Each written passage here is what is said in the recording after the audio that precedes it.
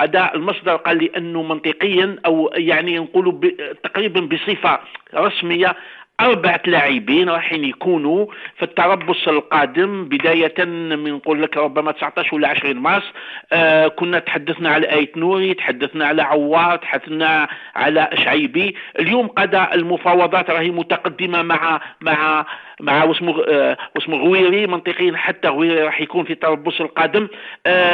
تزيد قضاء يعني حتى جمال بالماضي فتح باب الاتصالات مع عدد من اللاعبين. قضاء ريان تشرقي من ليون، وسيم قداري من الاسبانيول، ميشيل اوليس من كريستال بالاس، لوبيز من اوساسولو. اليوم قد نظن حتى هذه اللاعبين نظن قد بطريقه او باخرى لما يشوفوا واش حدث الكريم بنزيما مع المنتخب الفرنسي احسن لاعب تويج بالكره الذهبيه، يعني يخرج يعني العنصرية ويشوف العنصرية الكبيرة. حتى اللاعبين راح يعيدوا الحسابات تاعهم، ونظن راح يفضلوا المجيء الى المنتخب الجزائري على اللعب للمنتخب الفرنسي والخروج يعني بالطريقه اللي خرج بها كريم بنزيما.